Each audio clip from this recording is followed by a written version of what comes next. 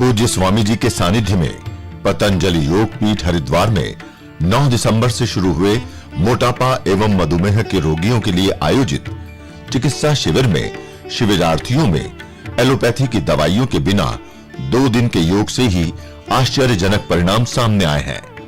मोटापे से पीड़ित लोगों का कई किलो वजन कम हुआ है, तो डायबिटीज के रोगियों का शुगर लेवल कम या सामान्य हुआ है।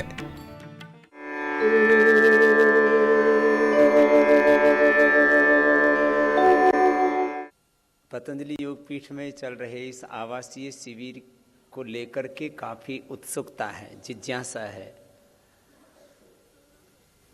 लोग देख रहे हैं कि भाई ये इतने देश भर के मजबूत भाई बहन सब हरिद्वार गए हुए हैं, अपना घर द्वार छोड़ करके बाबा के द्वार, हरि के द्वार, शिव की नगरी से हरिद्वार में क्या कर रहे हैं भाई। इसको लेके एक कौतूहल है, एक उत्सुकता है, एक जिज्ञासा है कि क्या हो रहा है। तो सुबह भी करोड़ों लोग सुबह सुबह देख रहे हैं, फॉलो कर रहे हैं कि भाई जब घर बैठे हम अपना आरोग्य पा सकते हैं। मैंने रखा है 0% हेल्थ बजट का कार्यक्रम, और without any investment life time insurance. वो इंश्योरेंस लोगों के ज्यादा काम आता नहीं है। अब आपको हार्ट अटैक हो गया, अब आपके क्या काम आएगा? हाँ, वो इंश्योरेंस, वो तो बच्चे लेंगे उसके पैसे जो भी लेंगे थोड़े। देखो, सच्चा लाइफ इंश्योरेंस तो योग से है।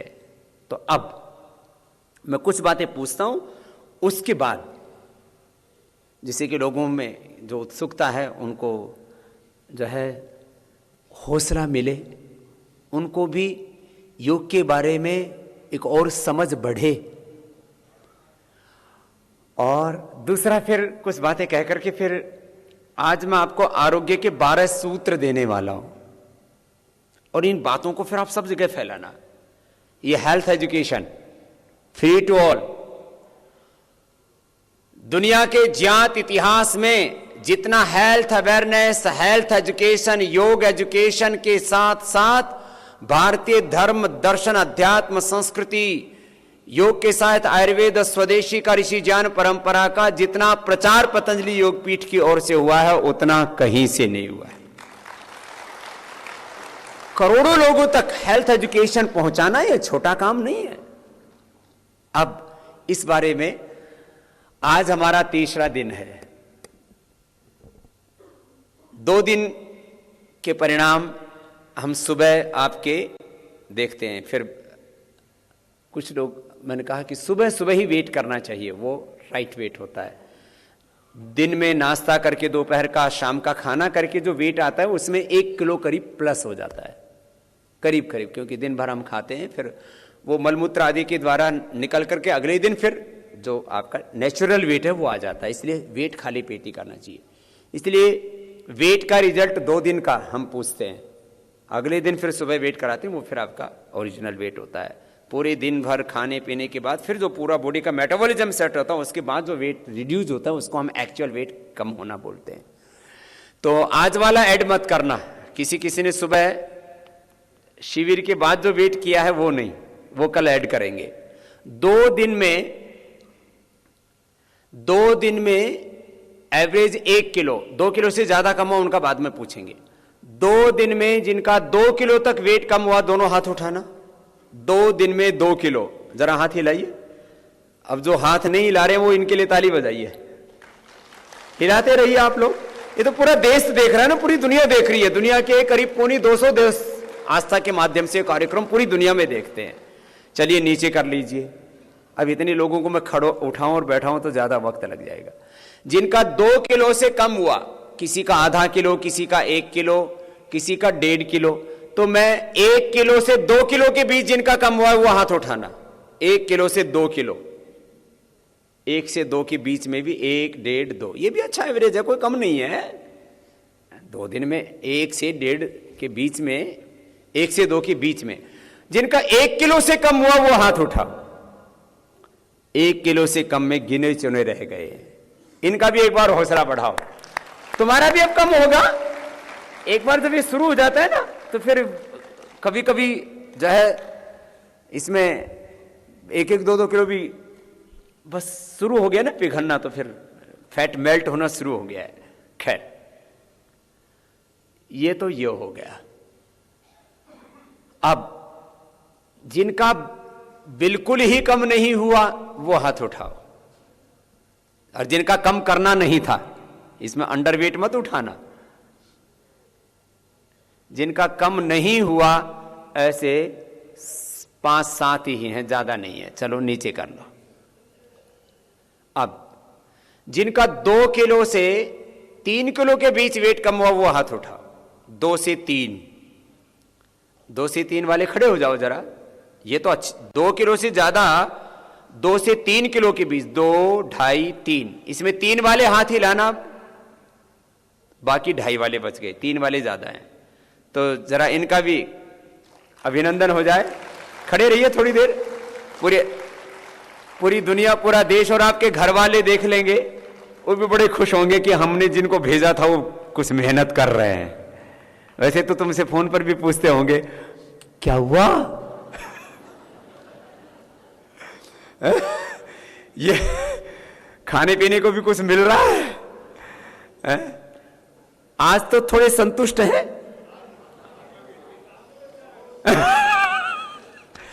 आज तो खिचड़ी भी, वो 4 चीजों का था, वो खिचड़ी है, वो गेहूं, बाजरा, मूंग, चावल, सब्जी भी डाल दी थी उसमें थोड़ा सा अजवाइन, तिल भी डाला हुआ है, हैं? जरा एक बार जोरदार अभिनंदन हो जाए। देखो भाई, जो भी आपको खाने को मिल रहा है, अभी भी थोड़ा अंकुरित को हमने, जैसे अंकुरित हमने पहले 2 दिन कच्चा ही खिलाया आपको, अभी थोड़ा उसमें उबाल दिया, थोड़ा नमक डाल दिया, आज नींबू भी मिल गया था। नहीं लेना तो कोई बात नहीं, हरी मिर्च भी रखवा दी थी मैंने। कुछ कुछ तो ऐसे मिर्च के खाऊ हैं, उनको मिर्च ना मिले तो ऐसा लगता है जीभ में, जब तक जीभ में एकदम टन टन ना बोले लेकिन फिर भी थोड़ा कुछ तो संतुष्टि हुई होगी। बैठ जाइए। ये तो 3 किलो तक थे। अब 3 किलो से ऊपर, जिनका 3 किलो से ऊपर वेट कम हुआ वो खड़े हो जाओ जरा। 3 किलो से ऊपर 2 दिन में 3 किलो, 4 किलो, 4.5 किलो। इसमें बहनों की भी संख्या ठीक ठाक है, 1, 2, 3 तो सामने ही है, 4, 5, 6, 7 पीछे तक हैं, और भाइयों में ज्यादा संख्या है। एक बार जोरदार अभिनंदन हो जाए बहन का। अभी इनका 3 से ऊपर वाले में 3.5 तो ठीक है, 4 तक वाले कितने हैं? 4, और 4 से ऊपर वाले, 4 से ऊपर वाले भी, क्या बात है, 5 वाले कितने हैं? पुरोहित कौन से में है? 6 तो आज वाला नहीं मानेंगे। 5 वाले भी कितने हैं? 5 वाले हाथ उठाना जरा। 1, 2, 3, 4,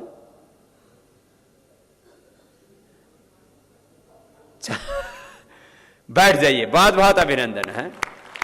ये तो वेट की बात भी। देखो इसमें एक ही बात है, डाइट पर 100% कंट्रोल। आज तो मैंने प्राकृतिक चिकित्सा के देश ही नहीं दुनिया के सर्वश्रेष्ठ चिकित्सक हैं डॉक्टर नागेंद्र नीरज जी, उनको भी बुलाया हुआ है।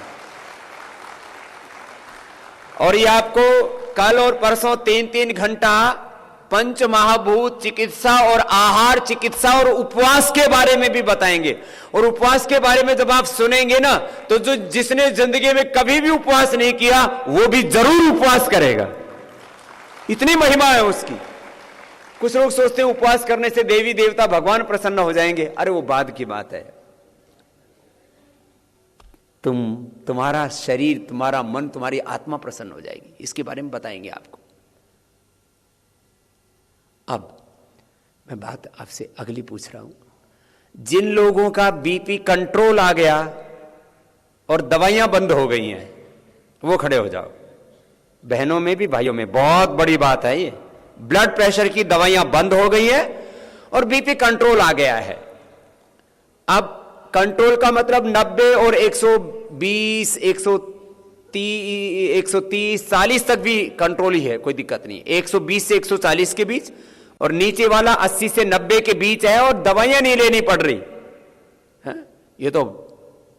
ये मेडिकल साइंस के लिए मेरेकल है। इसमें तो बहनें और भाई दोनों की संख्या दोनों तरफ से बराबर है। एक बार दोनों का अभिनंदन हो जाए भाई।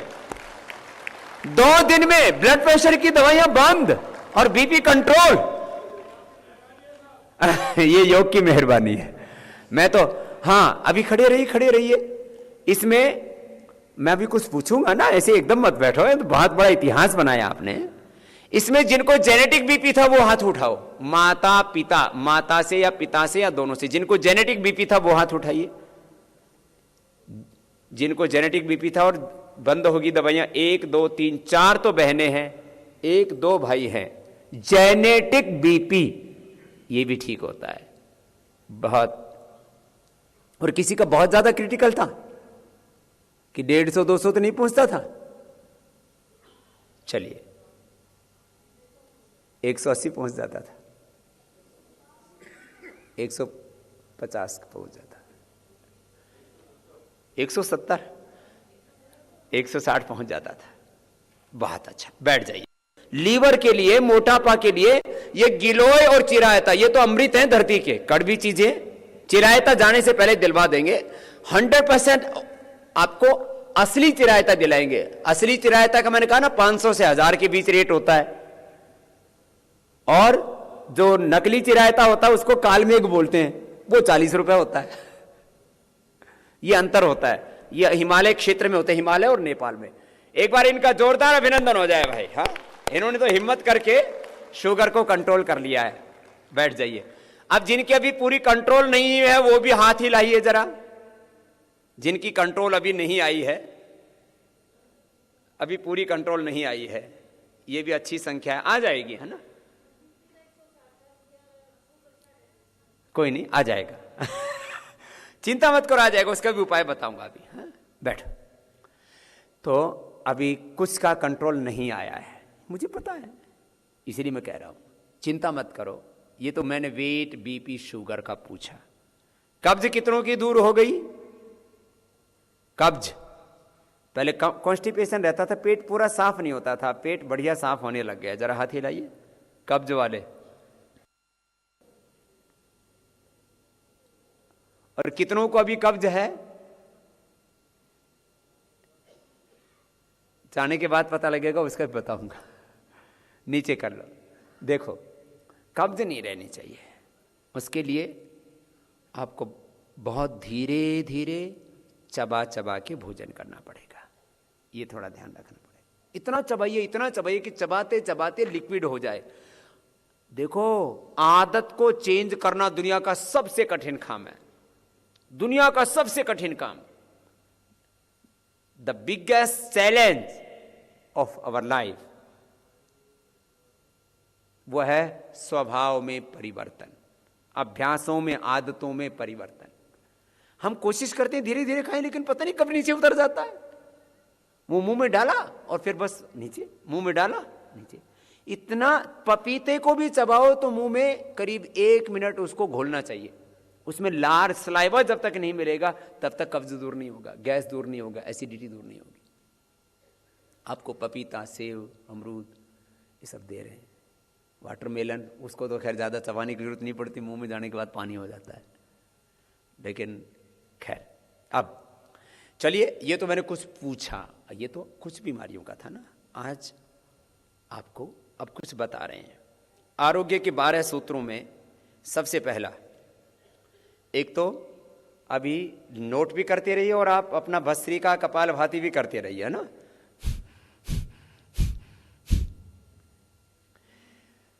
योग चिकित्सा, आयुर्वेद चिकित्सा, प्राकृतिक चिकित्सा, नाड़ी चिकित्सा। अपने 4 चिकित्साओं के बारे में कुछ मूलभूत बातें बताता हूं। 12 सूत्रों में सबसे पहले योग चिकित्सा।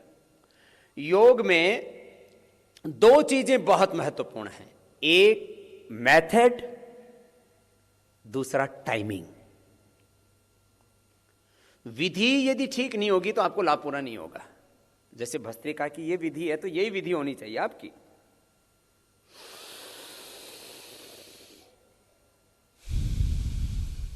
अब इसमें ये नहीं होना चाहिए, ये नहीं होना चाहिए। कपालभाति की ये विधि है, इसमें ये नहीं होना चाहिए। जैसे बहन बोल रही थी ना, बीपी थोड़ा शूट अप कर गया था, बढ़ गया था। तेज करने से बीपी बढ़ेगा। हमने रिसर्च किया, वर्ल्ड में पहली बार कपालभाति पर रिसर्च पेपर इंटरनेशनल जर्नल में हमने पब्लिश कराया।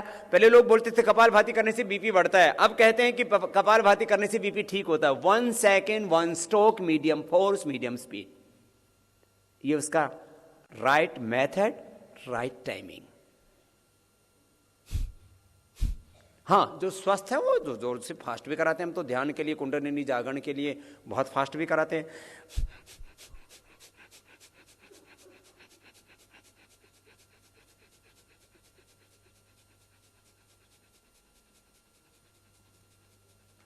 एक मिनट में तो ध्यान लग जाता है, समाधि लग जाती है, लेकिन पूर्ण स्वस्थ होना जरूरी है।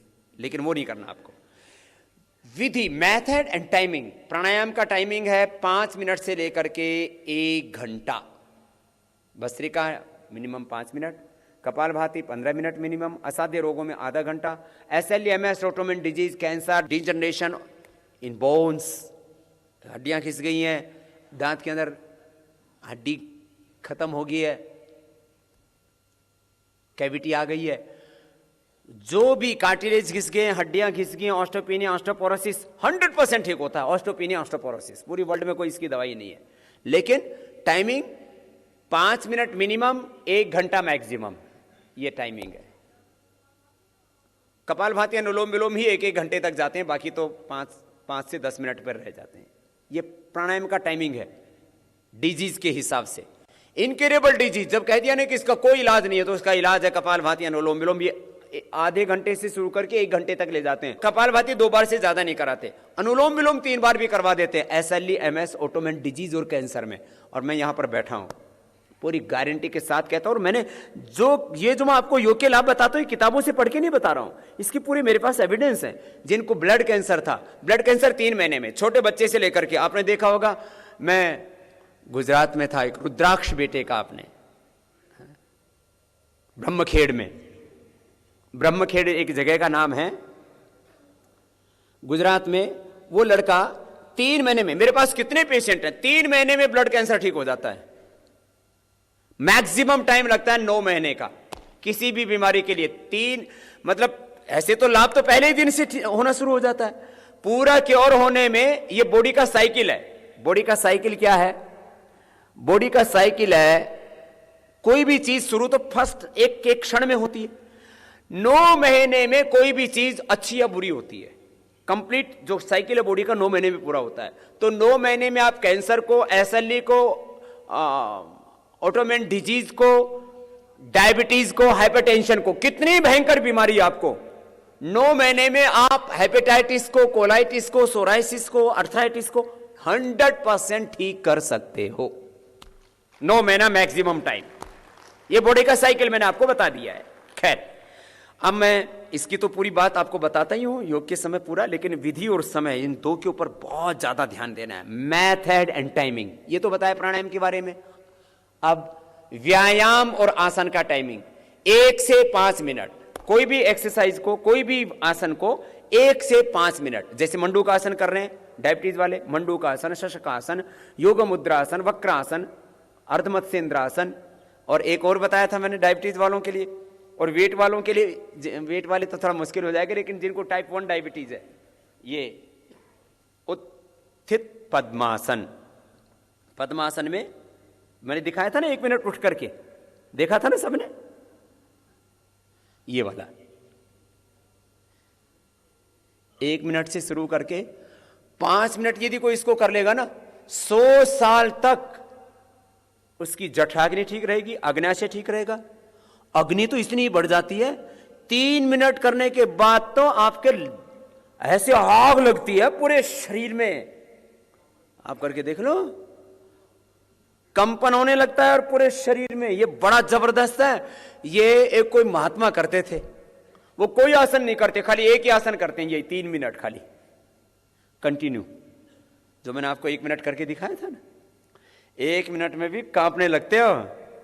आप में से एक की भी हिम्मत नहीं जो 1 मिनट से ज्यादा कर दे। कितनी अपने आप में आप जो ताकतवर बने हुए हो, 1 मिनट भी बहुत है। खैर, कोई भी आसन, ऐसे स्पाइन के 12 आसन आज मैं बताऊंगा आपको। वेट वाले 12 आसन है, ऐसे ही पेट के लिए 5 आसन है, ऐसे ही थायराइड के लिए 5 आसन है, आंखों के लिए 5 आसन है, यौन रोगों के लिए 5-5 आसन है। कितनी कितनी देर करना? एक आसन का टाइमिंग कितना? 1 से 5 मिनट। जैसे शीर्षासन, सर्वांगासन भी 1 से 5 मिनट। ये अलग बात है कि आधा घंटा, 1-1 घंटा भी दामोदर सातवलेकर जी, जो वेदों का, चारों वेदों का जिन्होंने भाष्य किया, बहुत ऊंचे विद्वान थे, वो 1-1 घंटा भी करते थे, आधा घंटा करते थे। मैंने देखा एक स्वामी भीष्म जी 125 साल के थे। मैं उनको देख करके मुझे बहुत प्रेरणा मिलती थी। बचपन में मैंने उनके दर्शन किए। वो 125 साल की उम्र में भी 5 मिनट शीर्षासन करते थे। 125 साल की उम्र में ये। लेकिन ये हाइपरटेंशन वाले ये सब मत करना, हाँ, ठीक कर लेना पहले फिर बाद में। तो ये मैंने व्यायाम का और आसन का भी टाइम बता दिया। जितनी देर करना उतनी देर करो, फिर उसको उसमें ये नहीं धीरे धीरे बढ़ा लो। 1 मिनट 2 मिनट जैसे मैं बढ़ा रहा हूं ना आपका, ऐसे धीरे धीरे।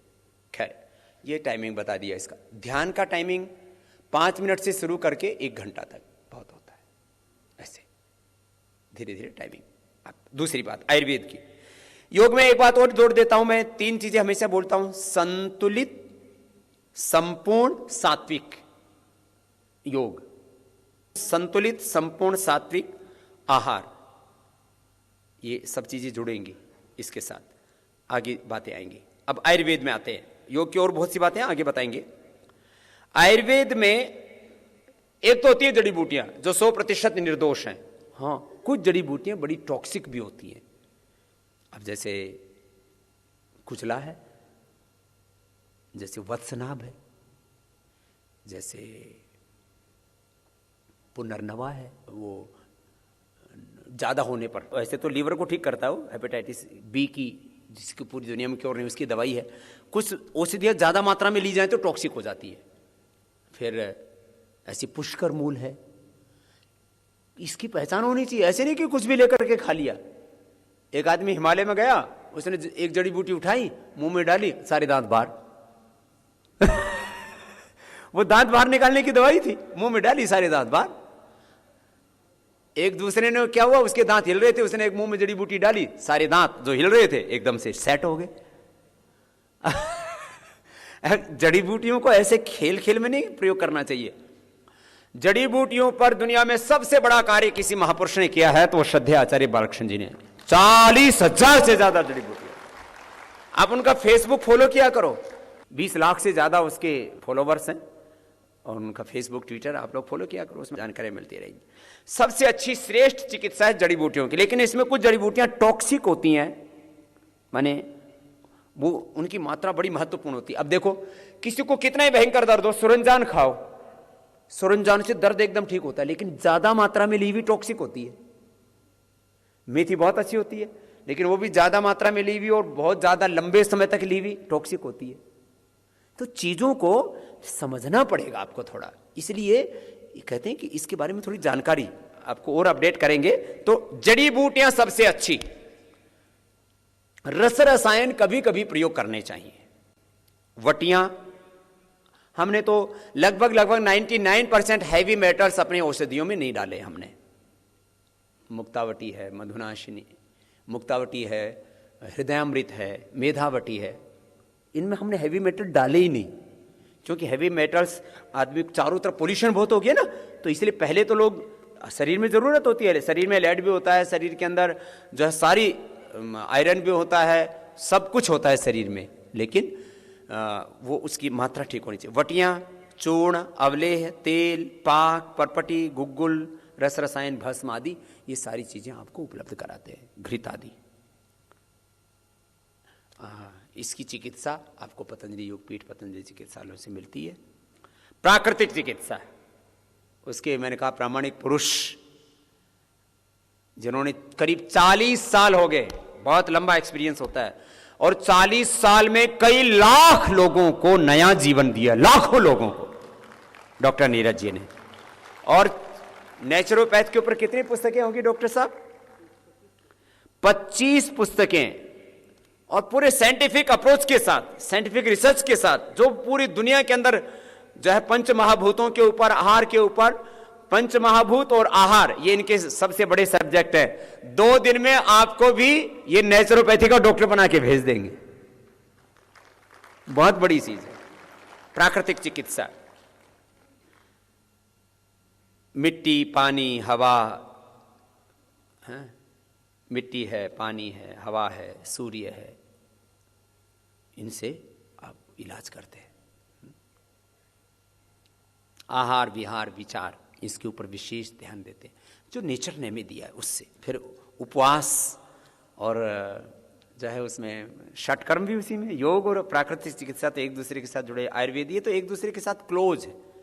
पथ्यापथ्य वो बड़ा महत्वपूर्ण। खैर अगली बात, इसके ऊपर थोड़ी सी चर्चा करेंगे डॉक्टर नीरज जी। नाड़ी चिकित्सा, एक्यूप्रेशर अद्भुत लाभ करता है। खास करके मैंने आगे भी उस विषय को कहूंगा। मैंने योग के लाभ बताते हुए आपको कहा था कि योग का मैकेनिज्म क्या है, योग का प्रोसीजर क्या है, इसका साइंस क्या है, कैसी बीमारियों को ठीक करता है। मैं कहता हूं कपालभाति करो, वेट कम होगा, कपालभाति करो, इससे किडनी अच्छी हो जाएगी, यूट्रस ओवरी के फाइब्रोस ठीक हो जाएंगे, फिलिपियन ट्यूब ओपन हो जाएंगी, इनफर्टिलिटी दूर हो जाएगी। इसका मैकेनिज्म क्या है? पूरे योग का मैकेनिज्म, माने व्यायाम, आसनों से लेकर के प्राणायाम, ध्यान तक, पूरा योग का मैकेनिज्म क्या है? हमारी सुप्त शक्ति को 3 शब्दों में लिखिए। सुप्त शक्ति का जागरण, ये मेन बात है, इसको नोट कर लीजिए, हाँ आपके काम आएगी। क्या है? सुप्त शक्ति का जागरण। हमारी कितने प्रतिशत शक्ति हम प्रयोग में लाते हैं? 1 से 5, ब्रेन हो या बॉडी हो, जो भी है, 1 से 5%। 95 से 99 हमारी शक्तियां, हमारा नॉलेज, हमारी पावर, हमारी स्ट्रेंथ सब साइलेंट मोड पर होते हैं। तो यह भी बहुत महत्वपूर्ण बात है। 95 से 99 प्रसुप्त अवस्था में होती हैं हमारी शक्तियां, और अच्छी चीजें भी, बुरी चीजें भी, विकार भी। जैसे आप स्वप्न में होते हो, या बच्चे थे, या अभी भी बैठे हो, अभी भी अब आपके अंदर इस समय काम है, क्रोध है, हिंसा है, इस समय तो आप में कोई बुराई है ही नहीं। तो क्या बुराई खत्म हो गई? खत्म नहीं हुई, प्रसुप्त है। जब मौका मिलेगा तब जग जाएगा। जैसे बीज है ना, जब तक उसको बीज को एक सडन टेम्परेचर पर, एक अच्छे एनवायरनमेंट पर रखो, अंकुरित नहीं होगा। जैसे मिट्टी, पानी, हवा मिली, अंकुरित हो जाएगा। योग से एक अगली चीज भी होती है, बुरी चीजों का बीज नाश, उसको बोलते हैं दग्ध बीज करना।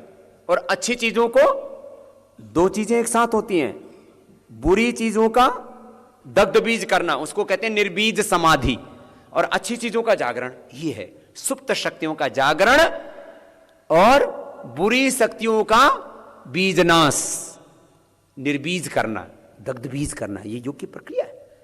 दूसरा योग का लाभ है एक तो होता है जो सुप्त शक्तियों का जागरण, एक होता है जो मृत कोशिकाएं, डीजनरेटिव सेल को रीजनरेट करना, मृत कोशिकाओं को पुनर्जीवित करना। ये बड़ी साइंस है, और ये योग साइंस ही है, और किसी साइंस में पॉसिबल ही नहीं है। ब्रेन सेल, हार्ट के सेल, फेफड़े के सेल, लिवर किडनी के cell, skin cell, bone cell, degenerative cell को रीजनरेट करना। और तीसरा संतुलन, बैलेंस, एनोरिज्म, कैटाबॉलिज्म, हार्मोन्स का, वात पित्त कफ का बैलेंस। ये 3 विज्ञान है जिसके आधार पर योग से आपको आरोग्य मिलता है। ये मैकेनिज्म उसका, साइंस है उसका। और आध्यात्मिक दृष्टि से 3 बड़े और लाभ हैं। एक जन्म भोग का, दूसरा दिव्य जन्म योग का। ये योग से दिव्य जन्म, दिव्य जन्म में दिव्य दृष्टि, दिव्य शक्ति, बहुत कुछ है। दूसरा योग है कल्प वृक्ष। योग क्या है? कल्प वृक्ष, कल्पतरु। और तीसरा मैंने बताया था, योग हमें बनाता मृत्युंजयी, इच्छा मृत्यु को प्राप्त करना, माने मौत नहीं आएगी आपकी। बोले बाबा जी ये कभी हो सकता है क्या? मरेंगे तो सब, लेकिन बीमारी से नहीं मरेंगे। आपको लगेगा शरीर पूरा हो गया तो आप अपनी इच्छा से शरीर को छोड़ के जाएं। मैं आपको व्याधियों से मुक्त करके समाधि से युक्त तो करना ही चाहता हूं, मैं चाहता हूं सब मृत्युंजय हो जाएं, इच्छा से आप जाएं। ऐसा नहीं कि जबरदस्ती खींच रहे हैं, जा रहे हैं, मर रहे हैं, मरना नहीं चाहते फिर मर रहे हैं, ये नहीं होना चाहिए। तो नाड़ी चिकित्सा के भी ये लाभ हैं।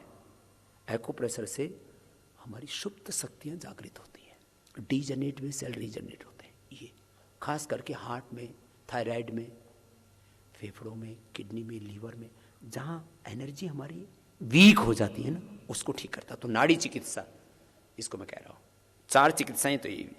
अब है ये आहार चिकित्सा। आरोग्य के 4 आधार मैंने बताए ना, है 5वां बिंदु है ये। मैंने आपको 4 बातें बताई, योग चिकित्सा, आयुर्वेद चिकित्सा, प्राकृतिक चिकित्सा, नाड़ी चिकित्सा के बाद अभी 5वीं बात बता रहा हूं, आहार। आरोग्य के 4 आधार हैं, आहार, निद्रा, श्रम, संयम, 4 चीजें। और इसमें 4 चीजों में 3 के साथ में जोड़ता हूं, संतुलित, संपूर्ण, सात्विक।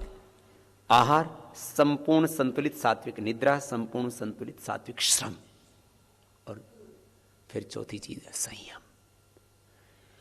आहार, इसका इतना बड़ा रोल है।